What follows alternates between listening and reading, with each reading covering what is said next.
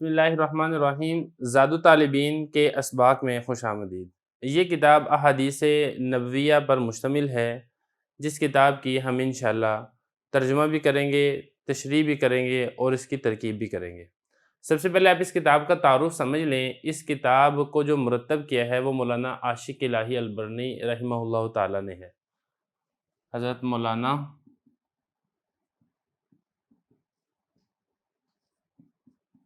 عاشق الہی البرنی،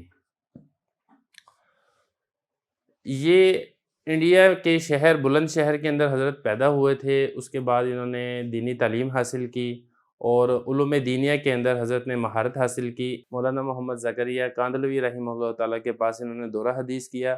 اس کے بعد پہلے یہ انڈیا کے اندر پڑھاتے رہے، پھر جب پاکستان بنا اور دارالعلوم کراچی کا قیام عمل کے اندر آیا تو حضرت مفتی محمد شفیع صاحب رحمہ اللہ تعالیٰ نے ان کو دارالعلوم کراچی میں تدریس کے لیے بلا لیا، پھر یہ وہاں پر بھی تدریس کرتے رہے۔ حضرت کی جہاں پر اور کافی زیادہ خصوصیات ہیں، وہاں پر ان کی ایک بنیادی خصوصیت یہ ہے کہ ان کی زندگی درس و تدریس کے اندر گزری ہے، اور اس کے ساتھ ساتھ حضرت کثیر التصانیف بھی ہیں۔ ان کی کل تقریباً 100 کے قریب عربی اور اردو کے اندر تصانیف ہیں، جن سے رہتی دنیا تک لوگ فائدہ اٹھاتے رہیں گے اور فائدہ حاصل کرتے رہیں گے۔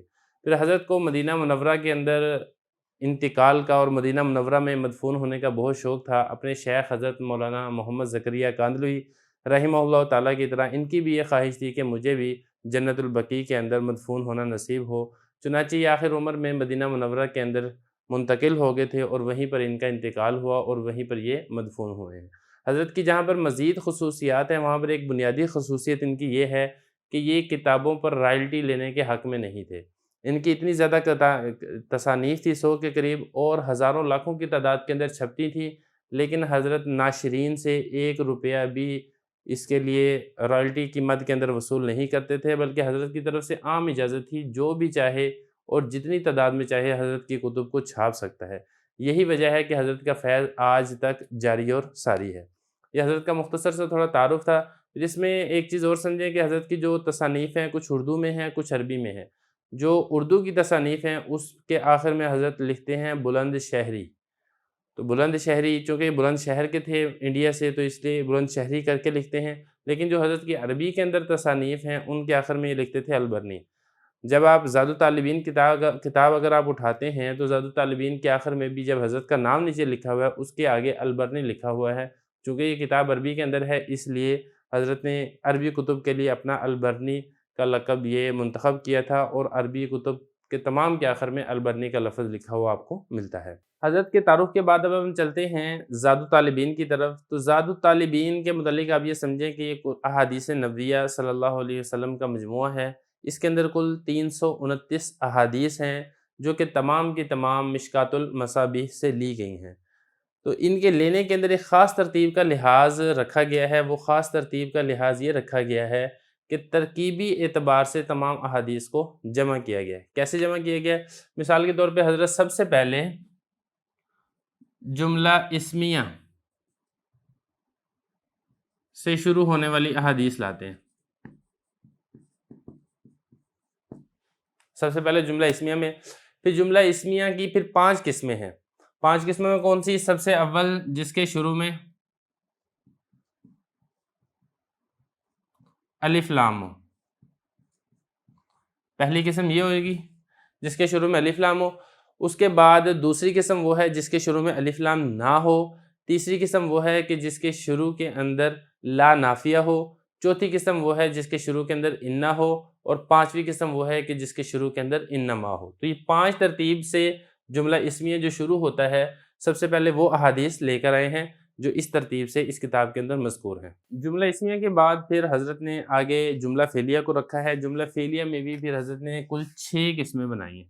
6 قسموں کے اعتبار سے جملہ فعلیہ کو لے کر آئے ہیں۔ سب سے پہلے تو جملہ فعلیہ میں وہ ہے جو اس کے شروع میں کوئی حرف بھی نہیں ہے، نمبر 1، یعنی بغیر کسی حرف اس کے شروع میں آئے ہوئے وہ جملہ فعلیہ جو سیدھا سیدھا فعل کے ساتھ آغاز ہو رہا ہے، وہ احادیث لے کر آئے ہیں۔ اس کے بعد وہ احادیث لے کر آئے ہیں جس کے شروع میں لام الف لا ہے، لا نافیہ، جو کہ فعل کے شروع میں داخل ہوتا ہے، 2 ہوگی۔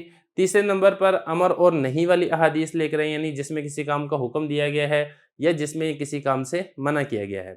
چوتھے نمبر پر لیسا جو فعل ناقص ہے اس سے شروع ہونے والی احادیث لے کر آئے ہیں، اور 5ویں نمبر پر من حرف شرط لگا کر پھر احادیث لے کر آئے ہیں، اور چھٹے اور آخری نمبر پر اذا حرف شرط لگا کر احادیث لے کر آئے ہیں۔ تو خلاصہ یہ نکلا کہ جملہ اسمیہ جو 5 ترتیب سے جملہ اسمیہ آتا ہے وہ احادیث لے کر آئے ہیں پہلے، اس کے بعد پھر جملہ فعلیہ 6 طریقوں سے آتا ہے، اس کے متعلقہ احادیث حضرت اس کتاب کے اندر لے کر آئے ہیں۔ پھر اس کے بعد جو بعض غیب کی خبروں کے اوپر مشتمل احادیث تھیں، جس میں نبی کریم صلی اللہ علیہ وسلم نے آنے والے زمانے میں جو واقعات رونما ہوں گے ان کے متعلق پیشن گوئیاں کی تھی، وہ احادیث لے کر آئے ہیں، اور یہ تقریباً کل 25 کے قریب احادیث ہیں جن میں غیب کی خبریں بتائی گئی ہیں۔ تو یہ ہو جائے گا اس کا پہلا باب یہاں پر مکمل ہو جائے گا۔ پھر اس کا دوسرا باب ہے، اس دوسرے باب میں تقریباً 40 کے قریب قصے ہیں جو کہ اس کی کتاب کے اندر احادیث میں ذکر کیے گئے ہیں۔ تو یہ اس کتاب کا ایک پیٹرن ہے اور ایک یہ ترتیب ہے جس کے مطابق اس کتاب کے اندر احادیثیں لائی جائیں گی۔ سب سے پہلے آغاز ہوتا ہے مقدمے کا۔ مقدمے میں کیا کیا باتیں ہیں وہ ہم انشاءاللہ اگلے سبق کے اندر پڑھیں گے۔ بسم اللہ الرحمن الرحیم۔ زاد الطالبین کے مقدمہ میں خوش آمدید۔ اس سے پہلے ہم نے زاد الطالبین کا تعارف پڑھ لیا تھا۔ آج کے سبق کے اندر ہم مقدمے کے اندر ایک دو باتیں جو ہم نے آج کے سبق میں سمجھنی ہیں، وہ کون سی باتیں ہیں؟ دیکھیے کتاب کا آغاز ہو رہا ہے بسم اللہ الرحمن الرحیم کے ساتھ، اس کے بعد آگے ہے الحمدللہ، اس کے بعد آگے مقدمہ شروع ہو رہا ہے۔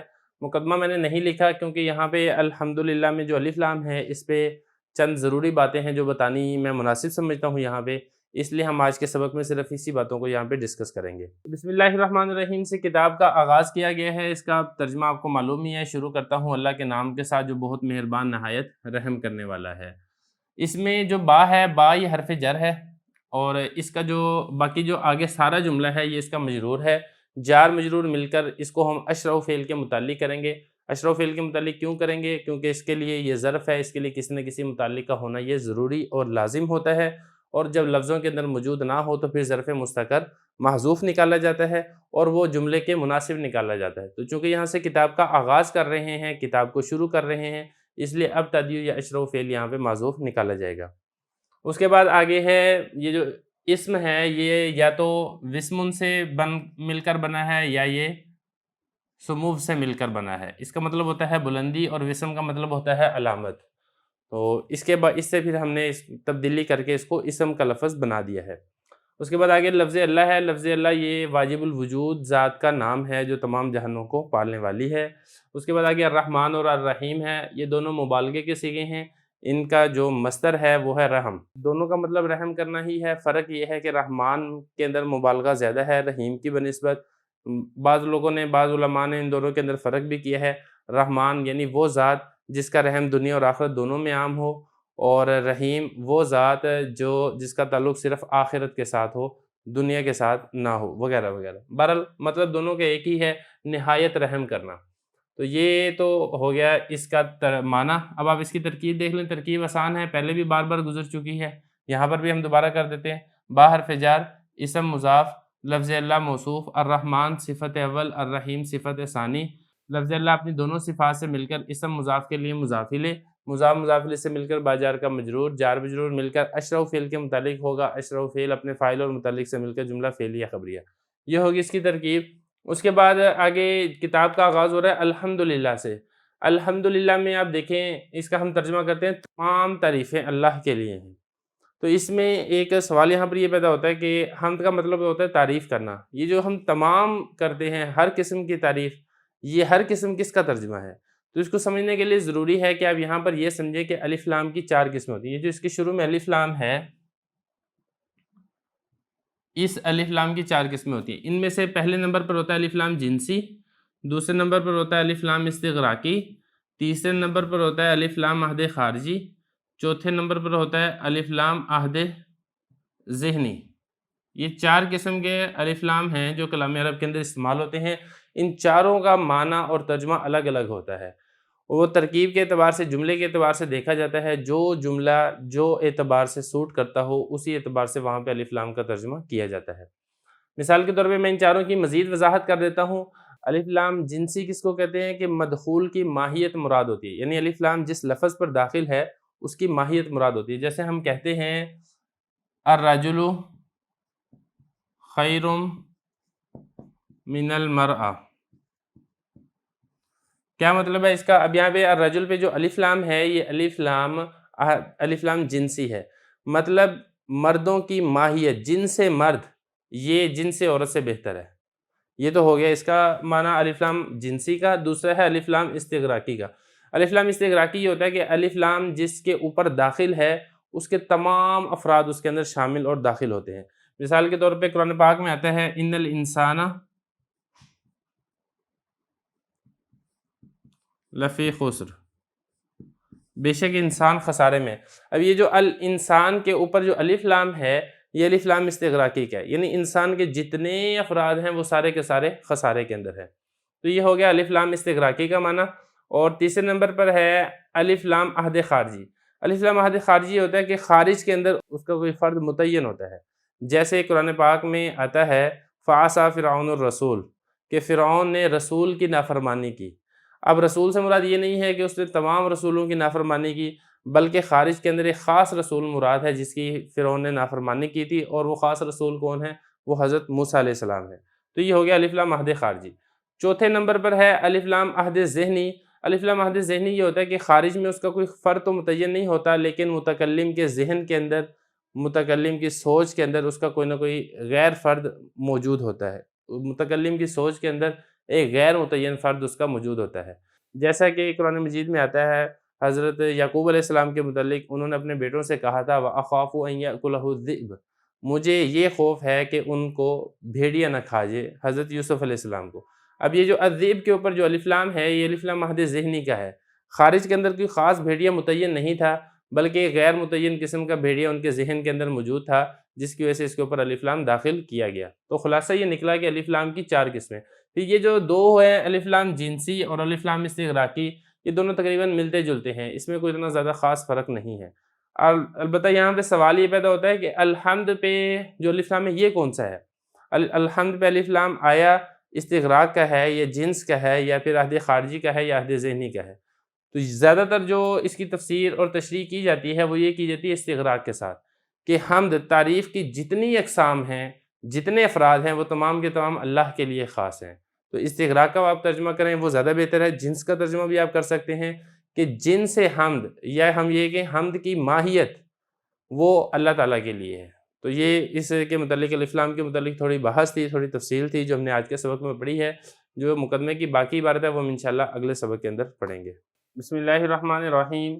زاد طالبین مقدمے کے سبق نمبر 2 میں خوش آمدید۔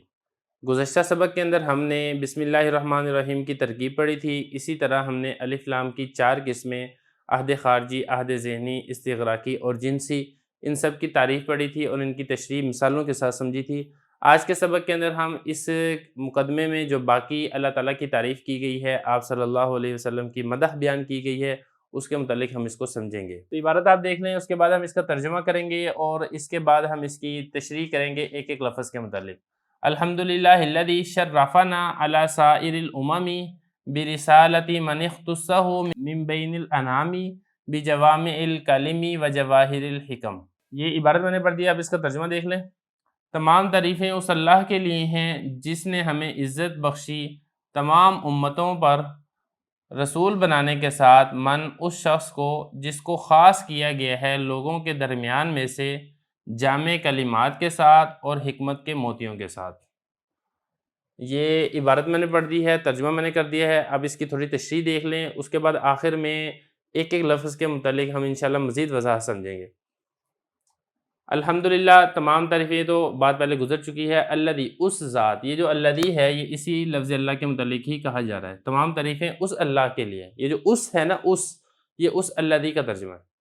شرفنا، اچھا اس کو شرفہ پڑھنا ہے، شرفنا، جس نے ہمیں شرف بخشا۔ اس میں شرفہ فعل ہے، اس کا فاعل اللہ ہے جس کا تذکرہ یہاں پہ پہلے موجود ہے، یہ لفظ اللہ اس کا فاعل ہے۔ اور نون الف نا جو ہے یہ جمع متکلم کی ضمیر، مفعول کی ضمیر ہے۔ اس کو اگر ہم شرفنا پڑھیں گے، جمع متکلم کا صیغہ پڑھیں گے تو ترجمہ غلط ہو جائے گا۔ شرفنا، جس نے ہمیں شرف بخشا علی سائر الامم، تمام امتوں پر، یعنی امت محمدیہ کو شرف بخشا، عزت بخشی، مقام اور مرتبہ بخشا۔ کیسے مقام اور مرتبہ بخشا؟ تمام امتوں کے اوپر وہ آگے بتایا جا رہا ہے، برسالت من، رسول بنانے کے ساتھ، من اس شخص کو، یہ من اسم موصول ہے جس کا تعلق نبی کریم صلی اللہ علیہ وسلم کی طرف اشارہ کیا جا رہا ہے، اس شخص کو رسول بنانے کے ساتھ اختصا خاص کیا گیا ہے، ہو اس کو، یہ جو ہو ہے یہ ہو بھی اس من کی طرف لوٹ رہی ہے جس کا تعلق ہے نبی کریم صلی اللہ علیہ وسلم کے ساتھ، اس شخص کو رسول بنانے کے ساتھ جس کو خاص کیا گیا من بین الانام، مخلوق کے درمیان سے۔ نبی کریم صلی اللہ علیہ وسلم کو تمام مخلوق سے اللہ تعالیٰ نے اپنے لیے خاص کر کے رسول بنایا۔ بجوامع الکلم، یہ جامع کلمات کے ساتھ، یہ اسی نبی کریم صلی اللہ علیہ وسلم کی کچھ مزید صفات بیان کی جا رہی ہیں کہ تمام مخلوق میں جو آپ صلی اللہ علیہ وسلم کو چنا تھا، چند امتیازی خصوصیات آپ صلی اللہ علیہ وسلم کو عطا کی تھی، ان امتیازی اور خصوصی صفات میں سے 2 صفات کا ذکر کیا جا رہا ہے۔ وہ ایک خاصیت تو یہ ہے جامع کلمات، کہ اللہ تعالیٰ نے آپ کو جامع کلمات عطا کی۔ جامع کلمات کیا ہیں وہ انشاءاللہ آگے مزید اس کی وضاحت کریں گے۔ وجواہر الحکم، اور حکمت کے موتی آپ صلی اللہ علیہ وسلم کو عطا کیے۔ تو یہ عبارت ہے، ترجمہ ہے، تشریح ہے، یہ آپ نے سارا سمجھ لیا ہے۔ اب اس کے بعد ایک ایک کے متعلق جو تھوڑی سی مزید وضاحت ہے آپ وہ بھی دیکھ لیں۔ شرفا، یہ میں نے آپ کو بتا دیا ہے، یہ ماضی کا صیغہ ہے، اور اس میں جو فاعل ہے وہ لفظ اللہ ہے، ہوا ضمیر اس کا فاعل ہے۔ جس نے شرف بخشا ہمیں، اللہ سائر، یہ جو سائر ہے، سائر کے 2 ترجمے ہوتے ہیں، 2 معنی اس کے بیان کیے گئے ہیں۔ ایک اس کا معنی ہے باقی، اور دوسرا اس کا معنی ہے تمام۔ تو یہاں پر باقی کے معنی میں نہیں ہے، یہ نہیں کہ باقی امتوں، بلکہ یہاں پر تمام کے معنی میں ہے کہ تمام امتوں پر۔ اور یہ جو ہے، یہ جمع ہے امت کی۔ امت گروہ کو کہتے ہیں، جماعت کو کہتے ہیں۔ برسالت، اس میں آپ یہ سمجھے کہ با حرف جر ہے، اور رسالت یہ فعالتن کے وزن پر ہے۔ اس کا مطلب پیغام بھی ہوتا ہے اور پیغام پہنچانا، یہ 2 اس کے معنی کیے گئے ہیں۔ اور یہاں پر بھی مطلب یہ ہے کہ آپ صلی اللہ علیہ وسلم کو رسول بنانے کے ساتھ، اس کی جمع آتی ہے رسائل۔ تو یہ ہو گیا رسالت۔ اس کے بعد من اسم موصول ہے، اختصا، اختصا یہ فعل مجہول ہے، اختصا یختص اختصاص، خاص قرار دینا۔ تو مطلب جس کو خاص کیا گیا ہے، نبی کریم صلی اللہ علیہ وسلم کے متعلق یہ والی بات کی جا رہی ہے۔ من بین الانام، آگے لفظ ہے انام۔ انام کے متعلق آپ تھوڑی تفصیل سمجھ لیں۔ انام یہ فعال کے وزن پر ہے، اور یہ مفرد ہی ہے، اس کی جمع آتی ہے آنام، اور اس کا ترجمہ کیا ہے؟ اس کا ترجمہ ہے مخلوق۔ مخلوق کے درمیان سے آپ صلی اللہ علیہ وسلم کو رسول بنانے کے ساتھ خاص کیا گیا ہے۔ یہ ہو گیا یہاں تک وضاحت۔ اس کے بعد آگے دیکھیں بجوامع، جوامع یہ جمع ہے جامع کی، اس کا جو مفرد ہے بجوامع میں آپ یہ سمجھ لیں کہ با حرف جر ہے، اور جوامع یہ جمع ہے جامع کی، اور الکلم یہ کلمتن کی جمع ہے۔ اور جوامع الکلم سے مراد کیا ہیں؟ جوامع الکلم سے مراد وہ کلمات ہیں جن کے الفاظ کم ہوں اور ان میں معنی زیادہ ہوں، مفہوم زیادہ ہوں۔ یہ اصل میں ایک حدیث مبارک کی طرف اشارہ ہے۔ نبی کریم صلی اللہ علیہ وسلم نے اپنے متعلق ارشاد فرمایا تھا، اعطیت جوامع الکلم ونصرت بالرعب، کہ اللہ تعالیٰ نے مجھے دیے گئے ہیں جامع کلمات، اور میری رعب کے ساتھ مدد کی گئی ہے۔ میں الفاظ تھوڑے بولتا ہوں لیکن ان کے معنی اور مفہوم زیادہ ہوتے ہیں، اور دشمنوں کے اوپر میرا رعب ہوتا ہے۔ تو یہ ہو گیا جوامع الکلم ہو گیا۔ اس کے بعد آگے ہے جواہر الحکم۔ یہ جواہر یہ جوہرتن کی جمع ہے۔ جوہرتن کس کو کہتے ہیں؟ جوہرتن کا لغوی معنی ہر اس پتھر کو کہتے ہیں جس سے کوئی مفید چیز نکالی جائے، یہ اس کا لغوی معنی ہے۔ اور الحکم یہ جمع ہے حکمتن کی۔ حکمت کے کئی معنی کیے گئے ہیں۔ اس کا معنی ایک انصاف ہے، اس کا معنی ایک علم ہے، بردباری ہے، فلسفہ ہے، حق کے موافق گفتگو کرنا ہے، مختلف معنی کیے گئے ہیں۔ تو یہاں پر کیا ہے؟ حکمت کے موتی، اس سے مراد یہاں پر یہ علم، یہاں پر اس جو جملے کے اندر حکم استعمال کیا گیا ہے، اس سے مراد یہاں پہ علم و حکمت سے مراد علم ہے۔ تو یہاں تک یہ ہمارا ایک حصہ اس کا ہو گیا ہے۔ اب اس کے بعد جو باقی حصہ ہے وہ ہم انشاءاللہ اگلے سبق کے اندر کور کریں گے۔ بسم اللہ الرحمن الرحیم۔ زاد طالبین مقدمے کے سبق نمبر 3 میں خوش آمدید۔ آج کے سبق میں ہم نبی کریم صلی اللہ علیہ وسلم سے متعلقہ تعریف اور اس عبارت کی تشریح کو پڑھیں گے۔ عبارت دیکھیں، مختصر سی عبارت ہے، صلی اللہ تعالی علیہ وعلی آلہ وصحبہ وبارک وسلم ما نطق اللسان بمدحہ ونسخ القلم۔ اللہ تعالیٰ کی رحمت ہو ان پر اور ان کی آل پر اور ان کے صحابہ پر، اور اللہ کی برکتیں ہوں اور اللہ کی سلامتی ہو، جب تک زبان بولتی رہے ان کی تعریف کے ساتھ اور قلم لکھتا رہے۔ عبارت میں نے پڑھ لی ہے، ترجمہ میں نے کر دیا، اب اس کی تشریح تھوڑی سی دیکھ لیں۔ صلی اللہ تعالیٰ، اللہ کی رحمت ہو، اللہ تعالیٰ کی رحمت ہو، علیہ ان پر، کن پر؟ یہ جو ہی ضمیر ہے، یہ ضمیر لوٹ رہی ہے آپ صلی اللہ علیہ وسلم کی طرف، جس کا تذکرہ پیچھے موجود ہے۔ آپ صلی اللہ علیہ وسلم کی طرف اللہ تعالیٰ کی رحمتیں ہوں، وعلی آلہ اور ان کی اولاد پر، کن کی اولاد پر؟ آپ صلی اللہ علیہ وسلم کی اولاد پر۔ یہ جو ہی ضمیر ہے یہ بھی دوبارہ آپ صلی اللہ علیہ وسلم ہی کی طرف لوٹ رہی ہے۔ اللہ کی رحمتیں آپ پر بھی ہوں اور آپ کی آل اولاد پر بھی ہوں، وصحبہ اور ان کے صحابہ پر، یعنی صحابہ کی جو ساری کی ساری جماعت ہے ان کے اوپر بھی اللہ تعالیٰ کی رحمتیں نازل ہوں۔ یہ جو ہی ضمیر ہے یہ دوبارہ آپ صلی اللہ علیہ وسلم کی طرف ہی لوٹ رہی ہے۔ وبارکہ اور اللہ کی برکتیں ہوں، وسلم اور اللہ تعالیٰ کی جانب سے سلامتی بھی نازل ہو، آپ پر بھی، آپ کی آل اولاد پر بھی اور آپ کے تمام صحابہ پر بھی۔ ما نطق اللسان، یہ ما جو ہے یہ ما دامہ کے معنی میں ہے۔ ما دامہ جب تک، نطقہ کا مطلب ہوتا ہے بولنا، گفتگو کرنا، کلام کرنا، گفتگو کرنا، جب تک زبان بولتی رہے بمدحہ آپ کی تعریف کے ساتھ۔ یہ جو بمدحہ میں جو ہی ضمیر ہے یہ بھی حضور صلی اللہ علیہ وسلم کی طرف ہی لوٹ رہی ہے، جن کی طرف یہ باقی تمام کی تمام ضمیریں لوٹ رہی ہیں۔ وَنَسَخَ الْقَلَمْ اور قلم آپ کی تعریفیں لکھتا رہے، یعنی ہمیشہ ہمیشہ کے لیے اللہ کی رحمتیں، اللہ کی برکتیں آپ صلی اللہ علیہ وسلم پر اور آپ کی آل اولاد اور صحابہ پر نازل ہوتی رہیں۔ یہ عبارت بھی ہوگی، ترجمہ بھی ہو گیا، تشریح بھی ہوگی۔ اب اس میں لغوی صرفی تھوڑی سی تحقیق ہے، ایک دو باتیں ہیں وہ ہم یہاں پہ مزید سمجھ لیتے ہیں۔ اب اس میں تشریح میں سب سے پہلے تو بات یہ دیکھیں، یہاں پر 3 ماضی کے صیغے ہیں، ایک یہ صلی، یہ بھی ماضی ہے، بارکہ یہ بھی ماضی ہے، سلمہ یہ بھی ماضی ہے۔ تو اب اس کا ترجمہ تو یہ بنتا ہے کہ اللہ کی رحمت ہوئی تھی، اللہ کی برکت ہوئی تھی، اللہ کی جانب سے سلامتی نازل ہوئی تھی۔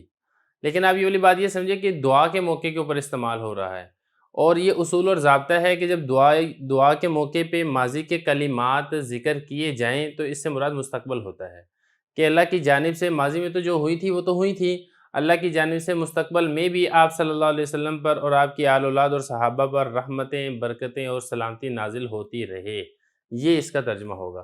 تو ماضی میں ہونے کے باوجود ہی یہاں پر مستقبل کے معنی کے اندر استعمال کیا جا رہا ہے۔ دوسرے نمبر پر آپ یہ سمجھیے تعالی یہ صفت ہے لفظ اللہ کی، وہ اللہ جس کی ذات بلند ہے، علو سے ہے۔ یہ آل بھی ہو گیا، اور صاحب میں دیکھ لیں یہ صاحب کی جمع ہے، اور صاحب کہتے ہیں ساتھی کو، اس کی ایک جمع صاحب ہے، اس کی ایک جمع صحابہ بھی ہے، صحابہ کا لفظ زیادہ مشہور ہے۔ بارکہ اور سلمہ کے متعلق میں بتا چکا ہوں، اور ماں کے بعد میں نے یہ بتایا تھا کہ یہ جو ماں ہے یہ ماں دامہ کے معنی میں ہے، یعنی جب تک یہ والا کام ہوتا رہے۔ کون سا کام؟ وہ آگے کام ذکر کیا جا رہا ہے۔ نطق اللسان، نطق ینطق، نطقن و منطقن، اس کا ایک مصدر نطق بھی آتا ہے اور ایک اس کا مصدر منطق بھی آتا ہے، مطلب کلام کرنا، گفتگو کرنا۔ لسان یہ آپ کو پتہ ہے زبان کو کہتے ہیں، جب تک زبان گفتگو کرتی رہے۔ مدح، یہ مدح یمدح، یہ باب فتح یفتح سے ہے، مصدر ہے، اس کا مطلب ہوتا ہے تعریف کرنا، مدح یمدح مدحن۔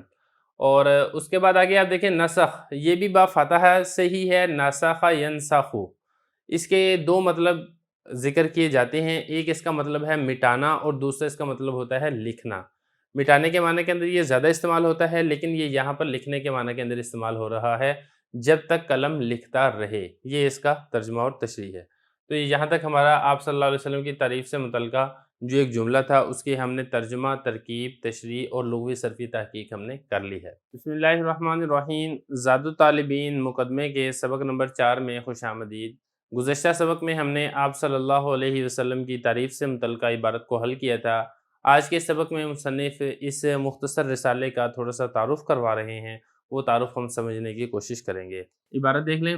اما بعد فہذا کتاب وجیز منتخب من کلام الشفیع العزیز اقتبسته من الکتاب اللامع الصبیح المعروف بمشکات المصابیح۔ یہ عبارت ہے، آپ اس کا ترجمہ دیکھ لیں۔ حمد و صلوات کے بعد یہ کتاب مختصر ہے، منتخب کی گئی ہے معزز سفارش کرنے والے کے کلام سے۔ میں نے لیا ہے اس کو کتاب سے جو روشن ہے، چمکدار ہے، جو مشہور ہے مشکات المصابیح کے نام سے۔ یہ عبارت بھی ہم نے پڑھ لی ہے، ترجمہ بھی کر لیا ہے۔ تشریح اس کی بہت آسان ہے، دیکھ لیتے ہیں تشریح، اس کے آخر میں پھر ہم انشاءاللہ اس کی لغوی صرفی تحقیق بھی کریں گے۔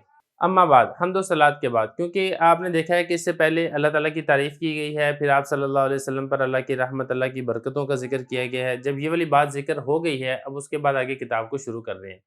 سب سے پہلی بات جو کہی گئی ہے وہ یہ ہے ہادہ کتاب وجیز، یہ کتاب مختصر ہے، یعنی طویل کتاب نہیں ہے، بہت زیادہ صفحات کے اوپر مشتمل نہیں ہے، بلکہ چھوٹا سا یہ رسالہ ہے۔ منتخب، انتخاب کیا گیا ہے اس کتاب کا یا اس کتاب کے مضامین کا انتخاب کیا گیا ہے کلام سے۔ کس کے کلام سے؟ سفارش کرنے والے کے کلام سے۔ یہ آپ صلی اللہ علیہ وسلم کی صفت ہے، کیونکہ آپ صلی اللہ علیہ وسلم قیامت کے دن امت کی سفارش بھی کریں گے۔ العزیز جو معزز ہیں، یہ بھی آپ صلی اللہ علیہ وسلم کی ہی صفت ہے۔ آگے فرمایا کہ میں نے اس کو لیا ہے اس کتاب سے جو روشن اور چمکدار ہے۔ روشن اور چمکدار کتاب کون سی کتاب ہے وہ آگے خود ذکر کر دیا، مشکوٰۃ المصابیح کے نام سے جو کتاب مشہور ہے، حدیث کی بڑی مشہور ترین کتاب ہے، جو کہ درس نظامی کے 7ویں سال کے اندر باقاعدہ پڑھائی جاتی ہے۔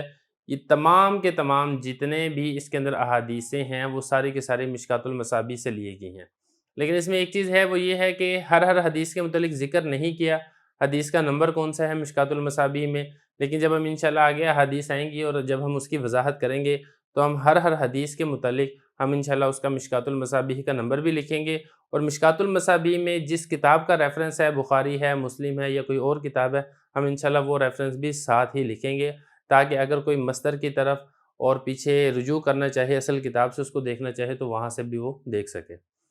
تو یہ اس عبارت کا ترجمہ بھی ہو گیا، اس کی تشریح بھی ہوگی۔ اب آخر میں آتا ہے اس کی لغوی صرفی تحقیق۔ سب سے پہلی بات تو یہ سمجھے کہ یہ اما شرطیہ ہے، اور یہ دو قسم کا ہو سکتا ہے، یا تو یہ استنافیہ ہوتا ہے یا پہلے اجمال کی آگے تفصیل ذکر کی جاتی ہے۔ اگر ہم اس کو اجمال کی تفصیل بنائیں تو پہلے اجمال میں کیا ذکر کیا تھا؟ حمد و ثنا ذکر کیے گئے تھی، اللہ کی تعریف اور آپ صلی اللہ علیہ وسلم کی مدح بیان کی گئی تھی۔ اب یہاں سے اگر آپ دیکھیں گے تو یہ اسی کی تفصیل بیان نہیں ہو رہی ہے، تو خلاصہ یہ نکلا کہ اس کو آپ اجمال کی تفصیل نہیں بنا سکتے۔ کیوں؟ کیونکہ پیچھے جو اجمال ہے اس کی یہاں پہ تفصیل نہیں کی جا رہی، لہذا لازمی بات ہے کہ اس کو یہاں پہ استنافیہ ہی بنایا جائے گا۔ استنافیہ کا کیا مطلب ہے کہ یہاں سے ایک نئی بات کو شروع کیا جا رہا ہے۔ تو اس میں آپ یہ چیز سمجھیں کہ یہ جو اما شرطیہ ہے، مطلب اس کا یہ اما بعد ای بعد الحمد والصلاۃ، حمد و صلاۃ کے بعد، تو یہ بن جائے گا شرط، اور آگے یہ جو فا ہے، فا کے بعد آگے بن جائے گی جزا۔ اور ایک اصول آپ یہ بھی یاد رکھیں کہ اس کی جزا کے اوپر فا کا داخل کرنا یہ ضروری ہے۔ اما بعد جو کہ جب شرط بنے، اس کی جو جزا آتی ہے اس پر فا کا داخل کرنا یہ لازم اور ضروری ہے، یہی وجہ ہے کہ اس کے اوپر فا داخل ہے۔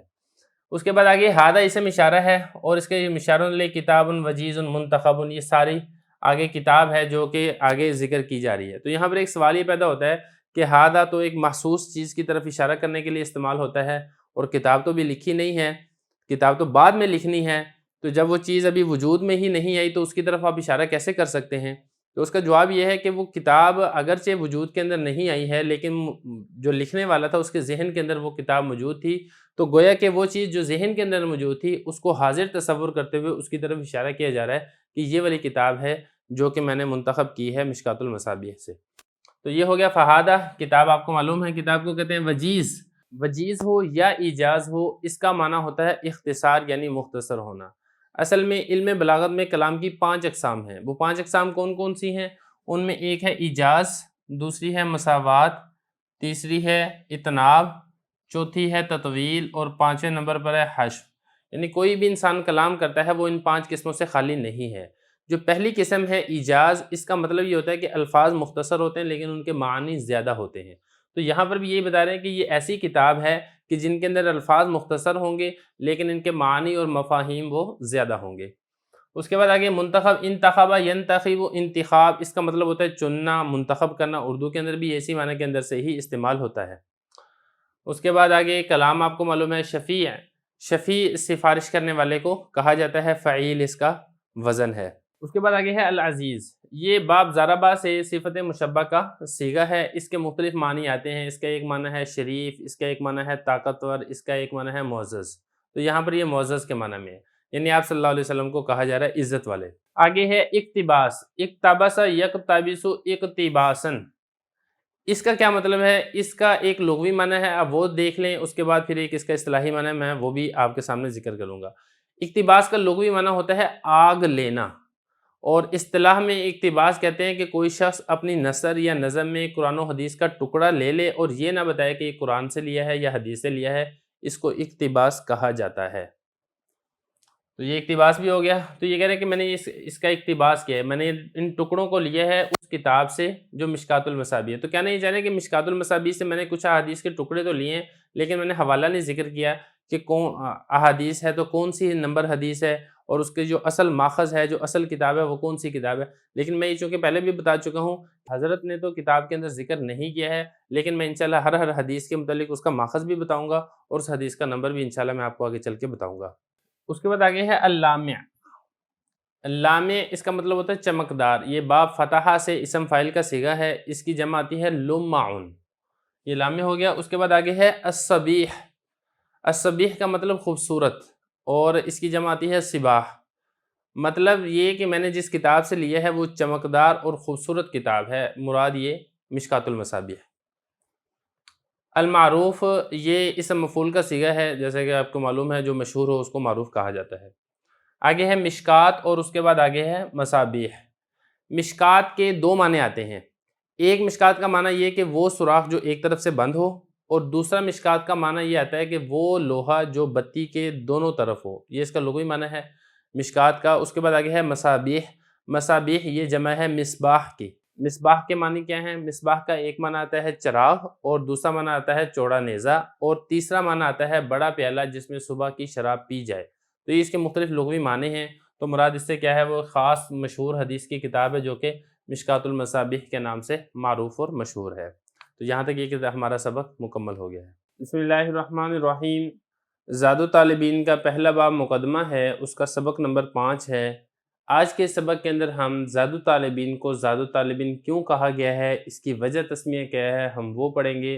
اور حضرت نے اس کتاب کے پڑھنے پڑھانے سے متعلق جو دعائیاں کلمات ارشاد فرمائے ہیں، ہم اس کو سمجھنے کی کوشش کریں گے. تو عبارت آپ دیکھ لیں، اس کے بعد ہم اس کا ترجمہ کریں گے، اور پھر ہم اس کی انشاءاللہ تشریح کریں گے. وَسَمَّيْتُهُ زَادَ الطَّالِبِينَ مِنْ كَلَامِ رَسُولِ رَبِّ الْعَالَمِينَ الفاظه كثيرة ومعانيه كثيرة يتنظر به من قرأه وحفظه ويبتهج به من درسه وسمعه ورتبته على البابين يعم نفعهما في الدارين. یہ عبارت میں نے پڑھ دی ہے، اب اس کا ترجمہ دیکھ لیں. اور میں نے اس کا نام رکھا ہے زاد الطالبین من کلام رسول رب العالمین. اس کے الفاظ کم ہیں اور اس کے معنی زیادہ ہیں. خوش و خرم ہوگا اس کتاب کے ذریعے سے وہ شخص جو اس کو پڑھے گا اور جو اس کو یاد کرے گا، اور تر و تازہ ہوگا اس کتاب کے ذریعے سے وہ شخص جو اس کو پڑھائے گا اور جو اس کو سنے گا. اور میں نے اس کو مرتب کیا ہے 2 باب پر، نفع عام ہو ان دونوں بابوں کا دونوں جہانوں میں. عبارت بھی میں نے پڑھ لیا ہے، ترجمہ بھی میں نے کر دیا ہے. اب کچھ الفاظ ہیں، ہم ان کی ذرا لغوی تحقیق کو دیکھیں گے، اس کے بعد ہم انشاءاللہ اس کی تشریح کریں گے. سب سے پہلا لفظ ہے سمیتہ. سما یسمی تسمیتاً، اس کا مطلب ہوتا ہے نام رکھنا، اور یہ ماضی سے واحد متکلم کا صیغہ ہے. باب اس کا تفعیل ہے. زاد یہ زاد را کو کہا جاتا ہے، اور طالبین یہ جمع ہے طالب کی. طالب یعنی کوئی بھی کسی چیز کو طلب کرنے والا، مراد اس سے علم کو طلب کرنے والا ہے. کلام کے بارے میں پیچھے بات گزر چکی ہے. آگے لفظ ہے رسول. رسول اور نبی میں ایک تھوڑا سا فرق ہے، اس کو آپ سمجھ لیں. نبی رسول کی ہی شریعت کو لے کے آگے منتقل کرتا ہے، جبکہ رسول اس ذات کو کہا جاتا ہے جو اللہ تعالیٰ کی جانب سے مخلوق کی طرف بھیجی جاتی ہے، اور مستقل شریعت لے کر وہ مبعوث ہوتی ہے، اور اس کے اوپر مستقل صحیفے یا مستقل کتاب بھی نازل ہوتی ہے. تو یہ رسول ہے. اس کے بعد اگلا لفظ ہے رب. رب اس کے بارے میں 2 لفظ کہے گئے ہیں. ایک تو یہ کہ یہ مصدر ہے، دوسرے اس کے بارے میں یہ کہا گیا کہ یہ مبالغے کا صیغہ ہے، اور اس کا معنی ہوتا ہے تربیت کرنے والا. مراد رب سے وہ ذات ہے جو مخلوق کی درجہ بدرجہ تربیت کر کے اس کو کمال تک پہنچا دے، ایسی ذات کو رب کہا جاتا ہے. اور اگلا لفظ ہے عالمین. عالمین یہ عالم کی جمع ہے، اور عالم کل ما سوی اللہ فہو عالم. اللہ تعالیٰ کے علاوہ جو تمام چیزیں ہیں، تمام کی تمام مخلوقات کو عالم کہا جاتا ہے. تو یہاں پہ سوال یہ پیدا ہوتا ہے کہ اگر تمام مخلوق کو عالم کہا جاتا ہے تو پھر اس کو جمع لانے کی کیا ضرورت تھی؟ تو اس کی آپ وجہ یہ سمجھیں کہ سورہ فاتحہ کی چونکہ آیت میں آتا ہے الحمدللہ رب العالمین، تو وہ ایک آیت کا اختتام اسی طرح ہو رہا ہے. الرحمن الرحیم مالک یوم الدین ایک مکمل وزن ہے، اس وزن کا خیال اور لحاظ رکھتے ہوئے اس کو بھی جمع لے کر آئے ہیں. ایک جواب اور بھی دیا گیا ہے جو کہ یہاں پر بتانا ضروری نہیں ہے. آگے اگلا لفظ ہے الفاظ. الفاظ یہ لفظ کی جمع ہے. لفظ کس کو کہتے ہیں؟ کل ما یتلفظ بہ الانسان، ہر وہ الفاظ جو انسان اپنی زبان سے ادا کرتا ہے اپنی بات کو سمجھانے کے لیے، اس کو لفظ کہا جاتا ہے، اسی کی جمع الفاظ ہے. اور کثیرتن اصل میں لغوی طور پر اس عورت کو کہا جاتا ہے جس کو گھر سے باہر نکلنے کی اجازت نہیں ہوتی ہے، جبکہ مختصر اور چھوٹے قد کو بھی کثیر، کم چیز کو بھی کثیر کہہ دیا جاتا ہے. یہاں پر یہ اسی معنی کے اندر استعمال ہو رہا ہے. اگلا لفظ ہے معانی کثیرتن. معانی یہ جمع ہے، اس کا مفرد ہے معنی، اور لغوی معنی ہوتا ہے بند ہونا. چونکہ معنی بھی الفاظ کے اوپر بند ہوتا ہے، اس لیے اس کو معنی کہا جاتا ہے.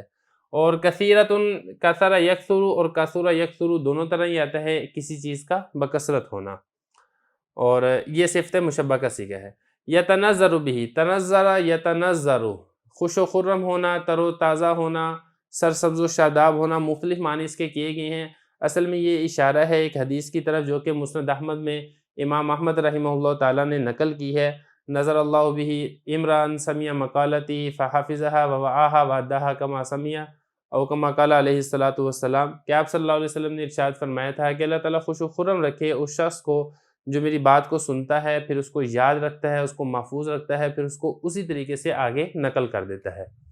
تو یہی اسی، چونکہ اس کتاب کے اندر بھی احادیث کو ہی جمع کیا گیا ہے، تو حضرت بھی یہی دعا دے رہے ہیں کہ جو کوئی اس کتاب میں موجود احادیث کو پڑھے گا، اس کو یاد کرے گا، آگے نقل کرے گا، اللہ تعالیٰ اس کو بھی خوش و خرم رکھیں گے. آگے قرأ یقرؤ کا مطلب ہوتا ہے پڑھنا، حافظ یحفظ کا مطلب ہوتا ہے یاد کرنا، محفوظ کرنا. اور اس کے بعد آگے دیکھیں یبتہجو. یبتہجو یہ ابتہاج، افتعال سے، یہ مصدر افتعال سے ہے، اور اس کا مطلب ہوتا ہے رونق والا ہونا، خوش و خرم ہونا. تو مطلب یہ ہے کہ جو کوئی اس کو پڑھائے گا وہ بھی رونق والا اور خوش و خرم ہوگا.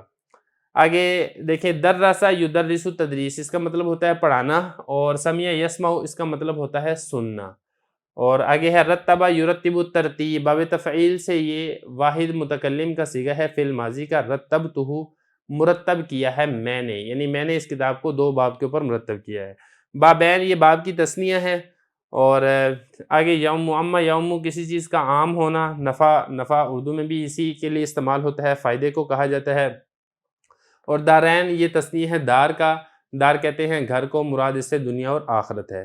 تو یہ اس کی لغوی صرفی کچھ تھوڑی سی وضاحت تھی. اب آپ اس کی تھوڑی سی آپ تشریح دیکھ لیں. سب سے پہلے تو حضرت نے یہ فرمایا کہ میں نے اس کا نام رکھا. یہ پہلی ضمیر ہے، سمیتہ. یہ ہو ضمیر کس کی طرف لوٹ رہی ہے؟ یہ ہو ضمیر اسی کتاب کی طرف لوٹ رہی ہے جو کتاب حضرت نے مشکات المصابیح سے احادیث لے کر ذکر کی ہیں. میں نے اس کتاب کا نام کیا رکھا ہے؟ زاد الطالبین، طلباء کے لیے زاد راہ ہے. جس طریقے سے ایک زاد راہ ہوتا ہے، مسافر زاد راہ لے کر وہ سفر پر جاتا ہے اور اس سے وہ فائدہ حاصل کرتا ہے، اس کا توشہ ہوتا ہے وہ. اسی طرح جو حدیث کے طلباء ہیں، یہ احادیث بھی ان کے لیے زاد راہ کا کام دیں گی، اور آخرت کے سفر پر، علم کے سفر پر، عمل کے سفر پر یہ ان سے فائدہ اٹھائیں گے.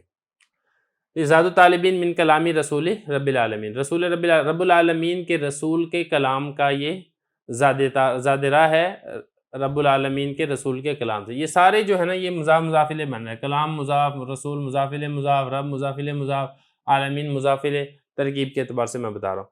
الفاظہ کثیرۃ و معانیہ کثیرۃ. آگے یہ بتایا کہ اس کے الفاظ تو مختصر ہیں، یعنی وہ احادیث ذکر کی ہیں جن کے الفاظ مختصر ہیں لیکن ان کے معنی کثرت کے ساتھ ہیں. یہاں پر بھی وہی الفاظہ میں ہو ضمیر ہے، معانی میں ہی ضمیر ہے. یہ دونوں ضمیریں اسی زاد الطالبین ہی کی طرح لوٹ رہی ہیں کہ زاد الطالبین کتاب کے الفاظ مختصر ہیں اور اس کے معنی کثرت کے ساتھ ہیں. آگے دیکھیں یتنظر بہ من قرأہ. اس میں ساروں میں ضمیریں ہیں جو تقریباً اکثر و بیشتر ضمیریں زاد الطالبین ہی کی طرح لوٹ رہی ہیں. مثال کے طور پر یتنظر بہ، خوش و خرم ہوگا، بہ اس کتاب کے ذریعے سے. یہاں پر ہی ضمیر ہے، یہ ہی ضمیر لوٹ رہی ہے زاد الطالبین کی طرف. من وہ شخص، یہ جو من ہے یہ یتنظر کا فاعل ہے. خوش و خرم ہوگا وہ شخص، قرأ جو شخص پڑھے گا. قرأ کا بھی فاعل من ہے جو کہ یتنظر والا فاعل ہے. ہو اس کو پڑھے گا. یہاں پر جو ہو ضمیر ہے یہ زاد الطالبین کی طرف لوٹ رہی ہے. حافظہ جو کوئی اس کو یاد کرے گا. کس کو یاد کرے گا؟ زاد الطالبین کو یاد کرے گا. یبتہجو اس کا بھی یہی مطلب ہے، تر و تازہ ہوگا، خوش و خرم ہوگا، بھی اس کتاب کے ذریعے سے. یہاں پر بھی یہی بات ہے، یہ ہی ضمیر لوٹ رہی ہے زاد الطالبین کی طرف. من وہ شخص، یہ جو من ہے یہ یبتہجو کا فاعل ہے. جس طریقے سے یتنزل کا فاعل من تھا، خوش و خرم ہوگا وہ شخص جو اس کو پڑھے گا، اسی طرح تر و تازہ ہوگا وہ شخص جو اس کی تدریس کرے گا۔ تو درسہ میں ہو ضمیر یہ بھی زاد طالبین کی طرح لوٹ رہی ہے، سمعہ میں ہو ضمیر یہ بھی زاد طالبین کی طرح لوٹ رہی ہے، رتبتہ میں ہو ضمیر یہ بھی زاد طالبین کی طرح لوٹ رہی ہے۔ تو زاد طالبین کے متعلق ہی ارشاد فرما رہے ہیں کہ جو کوئی اس کو پڑھے گا، جو کوئی اس کو سنے گا، جو کوئی اس کو یاد کرے گا، جو کوئی اس کو آگے نقل کرے گا، اس کو یہ تمام دعائیں حاصل ہوں گی۔ آگے فرمایا رتبتہ میں نے اس کو مرتب کیا۔ اب یہاں پر بھی یہی بات ہے کہ رتبتہ میں ہو ضمیر یہ زاد طالبین کی طرح لوٹ رہی ہے۔ میں نے اس کتاب کو مرتب کیا 2 باب کے اوپر۔ پہلے باب کے اندر کچھ مثالیں ہیں، کچھ مواعظ اور حکمت کی باتیں ہیں، اور جو دوسرا باب ہے اس دوسرے باب میں قریب 40 کے قریب حکایات حضرت نے نقل کی ہیں۔ آگے حضرت نے فرمایا یوم نفعہما فی الدارین، ان دونوں بابوں کا نفع دنیا جہان میں فائدہ مند ہو۔ یہ جو نفعہما میں ہما ضمیر ہے، یہ ہما ضمیر لوٹ رہی ہے بابین کی طرف۔ جو 2 باب ہیں ان دونوں بابوں کا نفع عام ہو فی الدارین، دونوں گھروں میں۔ کون سے مراد؟ دنیا اور آخرت کا گھر۔ تو یہ اس کا وجہ تسمیہ جو نام رکھا تھا اس کے بارے میں تھوڑی سی وضاحت تھی، اور حضرت نے جو دعائیہ کلمات ارشاد فرمائے تھے وہ ہم نے اس کے متعلق پڑھ لیا ہے۔ اگلے سبق کے ساتھ ہی ہمارا یہ مقدمہ مکمل ہو جائے گا۔ بسم اللہ الرحمن الرحیم۔ زاد الطالبین مقدمہ کے سبق نمبر 6 میں خوش آمدید۔ یہ مقدمے کا آخری سبق ہے، جس کے بعد ہمارا مقدمہ انشاءاللہ مکمل ہو جائے گا اور اصل کتاب ہماری شروع ہو جائے گی۔ اس کے اندر چند دعائیہ کلمات ہیں جو مقدمے کے آخر میں عام طور پر ذکر کیے جاتے ہیں۔ وہ کون سے کلمات ہیں؟ عبارت پڑھیں گے، ترجمہ کریں گے، تشریح کریں گے، اس کے ساتھ ہی ہمارا یہ باب مکمل ہو جائے گا۔ واللہ اسأل ان یجعلہ خالصا لوجہہ الکریم وسببا لدخول دار النعیم فإنہ واسع المغفرۃ وإنہ ذو الفضل العظیم۔ الباب الاول فی جوامع الکلم ومنابع الحکم والمواعظ الحسنۃ۔ عبارت میں نے پڑھ لی ہے، اب اس کا ترجمہ دیکھ لیں۔ اور اللہ ہی سے میں سوال کرتا ہوں کہ بنا دے اس کتاب کو خالص اپنی کریم ذات کے لیے، اور سبب بنا دے اس کو نعمتوں کے گھر میں داخل ہونے کا۔ بے شک وہ وسیع مغفرت والا ہے اور بے شک وہ بڑے فضل والا ہے۔ پہلا باب ہے جامع کلمات کے بارے میں، اور حکمت کے چشموں کے بارے میں، اور اچھی نصیحتوں کے بارے میں۔ عبارت بھی ہو گئی ہے، ترجمہ بھی ہو گیا، اس کی تھوڑی تشریح دیکھ لیں۔ سب سے پہلے نمبر پر ہے واللہ اسألو۔ اصل میں یہ جو لفظ اللہ ہے یہ اسألو کا مفعول بن رہا ہے، تو اصل میں تھا اسأل اللہ، میں اللہ سے سوال کرتا ہوں۔ لیکن جب ہم نے مفعول کو مقدم کر دیا، اور جیسا کہ عربی کا اصول اور قاعدہ ہے التقدیم ما حقہ التاخیر یفید الحصر والتخصیص، کہ اس چیز کو مقدم کرنا جس کا حق یہ تھا کہ وہ مؤخر ہو، اس سے حصر پیدا ہوتا ہے، تخصیص پیدا ہوتی ہے۔ تو یہاں پر بھی ایسے ہی ہے، حصر اور تخصیص پیدا ہوگی کہ میں اللہ ہی سے سوال کرتا ہوں، اللہ کے علاوہ میں کسی اور سے سوال نہیں کرتا۔ کیا سوال کرتا ہوں؟ ان یجعلہ، یہ کہ بنا دے اس کو۔ یہ جو ہو ضمیر ہے یہ لوٹ رہی ہے اسی کتاب کی طرف، زاد الطالبین کی طرف۔ اس کتاب کو بنا دے خالص، دوسروں سے ہٹ کٹ کے، نیت بھی خالص ہو، ارادہ بھی خالص ہو، اور خالص لوجہہ الکریم، اپنی کریم ذات کے لیے۔ جو لوجہہ میں جو ہی ضمیر ہے یہ لوٹ رہی ہے لفظ اللہ کی طرف، کہ اللہ تعالیٰ اس کتاب کو خاص اپنی ہی ذات کے لیے کر لے، اور اس میں کسی قسم کا دوسرے کی طرف کوئی خوشی خوش کرنے کا کوئی عنصر اس میں شامل اور داخل نہ ہو۔ وسببا لدخول دار النعیم، اور اس کو سبب بنا دے، اس کتاب کو داخلے کا سبب بنا دے۔ دخل یدخل، دخول کا مطلب ہوتا ہے داخل ہونا، سبب بنا دے اس کو داخلے کا دار نعیم۔ دار نعیم یہ جنت کے ناموں میں سے ایک نام ہے، چونکہ جنت وہ ہے ہی نعمتوں کا گھر ہے، اس لیے اس کو دار نعیم بھی کہا جاتا ہے۔ دار کا مطلب ہوتا ہے گھر، نعیم یہ نعمت کی جمع ہے، اس کا مطلب ہوتا ہے نعمتیں، نعمتوں کے گھر میں داخلے کا سبب بنا دے۔ فإنہ، بے شک وہ، یہ جو ہو ضمیر ہے یہ لوٹ رہی ہے لفظ اللہ کی طرف۔ بے شک اللہ تعالیٰ کی ذات واسع المغفرہ، واسع اسم فاعل کا صیغہ ہے، وسعت والا، المغفرہ غفر یغفر، المغفرہ یہ مصدر میمی ہے، مطلب معاف کر دینا، وسیع معاف کرنے والا ہے۔ وإنہ، اور بے شک اللہ تعالیٰ کی ذات ذو والا ہے، فضل والا ہے، العظیم بڑے فضل والا ہے۔ تو چونکہ اللہ تعالیٰ کی ذات وسیع مغفرت کرنے والی ذات ہے، بڑے فضل والی ذات ہے، اس لیے اللہ تعالیٰ ہی سے ہم سوال کرتے ہیں کہ اللہ تعالیٰ اس کتاب کو خالص اپنی ذات کے لیے ہی کر دے، اور اس کتاب کی وجہ سے مصنف کو جنت کے اندر داخل کر دے۔ اور ہم بھی یہی دعا کرتے ہیں کہ سارے کے سارے پڑھنے اور پڑھانے والوں کو بھی اس کتاب کی برکت سے جنت میں داخلہ نصیب ہو۔ اس کے بعد آگے یہاں سے الباب الاول سے کتاب شروع ہو رہی ہے۔ پہلے باب، اس میں جیسا کہ میں نے پہلے بتایا تھا کہ 2 باب ہیں۔ پہلے باب میں جامع کلمات ہیں، نصیحتیں ہیں، اور دوسرے باب کے اندر کل 40 کے قریب واقعات ہیں۔ تو پہلے باب کے بارے میں اس کا عنوان ہے، عنوان دیکھ لیں، الباب الاول فی جوامع الکلم، جامع کلمات کے بارے میں۔ جامع کلمات کون سے ہوتے ہیں؟ یہ ساری کی تفصیل پیچھے گزر چکی ہے۔ وہ کلمات جن کے الفاظ مختصر ہوں لیکن ان کے معنی زیادہ ہوں، ان کو جامع کلمات کہا جاتا ہے، اور یہ آپ صلی اللہ علیہ وسلم کی ایک صفت ہے، جیسا کہ حدیث مبارک میں بھی اس کا تذکرہ موجود ہے۔ آگے ہے منابع الحکم۔ یہ منابع، یہ منبع کی جمع ہے، اور یہ منبع کہتے ہیں چشمے کو، وہ جگہ جہاں سے پانی پھوٹتا ہے پہاڑوں میں سے، اس کو منبع کہا جاتا ہے۔ تو یہ حکمت کی باتیں، واعظ و نصیحت کی باتیں، ان سے گویا کہ ان کے چشمے ہیں جو کہ آپ صلی اللہ علیہ وسلم کے فرامین سے وہ پھوٹ رہے ہیں۔ والمواعظ الحسنہ، مواعظ یہ جمع ہے موعظت کی، بمعنی واعظ و نصیحت، اور حسنہ اچھائی اور نیکی کو کہا جاتا ہے۔ مطلب نیکی کی باتیں، اچھی باتیں، اور حکمت کے چشمے اور جامع کلمات، یہ ساری کی ساری احادیثیں پہلے باب کے اندر ذکر ہوں گی۔